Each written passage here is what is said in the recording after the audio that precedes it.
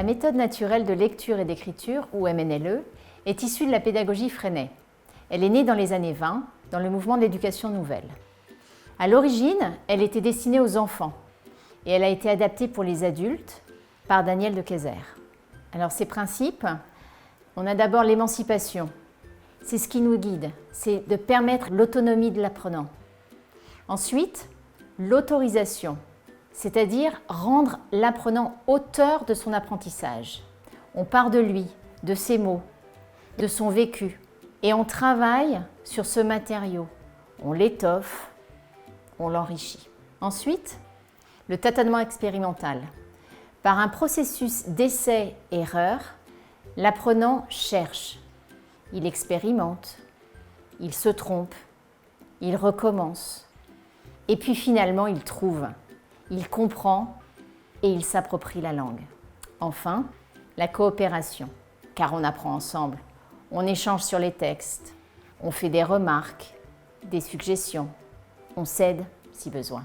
Pour permettre ce travail, la posture du formateur est essentielle. Pas de posture frontale, pas de transmission en mode traditionnel. Au contraire, le formateur pose un cadre de travail dans lequel l'apprenant va évoluer librement. Le formateur est au service de cette recherche. Il apporte des outils, des ressources, des documents, afin d'aider l'apprenant dans son travail. Alors, comment ça marche ? Eh bien, on écrit des textes à partir de la parole des apprenants, en dictée au formateur d'abord, puis en autonomie. Donc, les apprenants parlent et on écrit fidèlement ce qu'ils disent. Par exemple, s'ils disent « c'est pas cher », on écrit « c'est pas cher ». En revanche, on ne conserve pas les erreurs grammaticales. S'ils disent « j'ai allé au marché », on va corriger et on va écrire « je suis allé au marché ». La parole de l'apprenant est ainsi valorisée. Le texte est chargé d'affect, car on parle de son vécu, de son histoire et de ce qui le touche. Ensuite, on va lire ce texte et à force d'activité et de lecture, l'apprenant va le savoir par cœur. On écrit ensuite d'autres textes et on travaille de la même façon, tout en continuant à utiliser les textes précédents. L'apprenant va petit à petit s'imprégner de tous ces textes et se construire un véritable dictionnaire mental. Au fil des mois, ce travail se poursuit. L'apprenant reconnaît de plus en plus de mots. Il agit en véritable détective de la langue. Il prend des indices, il fait des hypothèses, il tâtonne. Petit à petit, il voit des analogies, les « c'est comme ».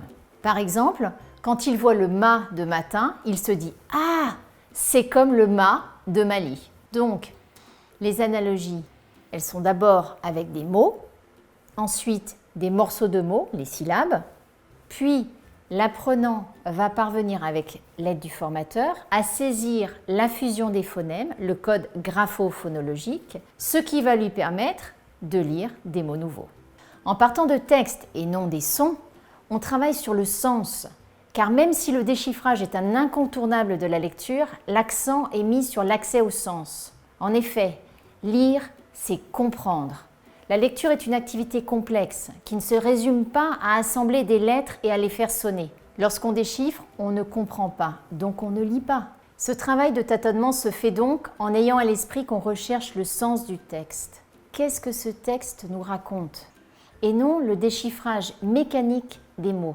Nous avons pour objectif d'aider l'apprenant à devenir lecteur, ce qui est bien différent d'un simple déchiffreur. La MNLE s'affranchit de la querelle méthode globale versus méthode syllabique, puisqu'on va utiliser les deux approches. Pour devenir un lecteur expert, l'apprenant a en effet besoin de développer plusieurs habiletés qui sont travaillées en MNLE. Tout d'abord, la formation d'une image mentale à la lecture du texte. C'est le travail sur le sens, absolument essentiel. Cette image mentale sera d'autant plus précise que les connaissances du lecteur seront étendues. Deuxièmement, la mise en mémoire d'un maximum de mots pour une lecture rapide et bien sûr, la maîtrise du code grapho-phonologique. Et bien au-delà de la lecture et de l'écriture, la MNLE redonne confiance et estime de soi à l'apprenant. Il réussit et réussir, ça fait plaisir. Même si l'apprentissage de la lecture-écriture est long, les progrès sont rapidement visibles et surtout durables.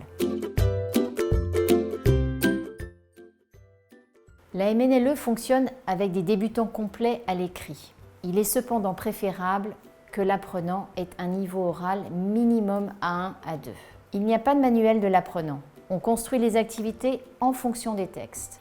Il existe en revanche un manuel du formateur, l'ouvrage de Daniel de Keyser sur la MNLE aux éditions Retz. On trouve par ailleurs des ressources spécialement étudiées pour développer en autonomie les habiletés de lecteur chez l'apprenant. Ce sont les fichiers LIRE, élaborés au sein du mouvement Freinet et édités aux éditions PEMF. Ensuite, un forum dédié à la MNLE permet d'échanger, de poser des questions, de trouver des ressources pour les ateliers. Il s'agit du forum Freinet Adulte. Il est animé par des membres du mouvement Freinet. Enfin, participer à une formation de formateur en MNLE peut être utile pour se lancer avec cette approche.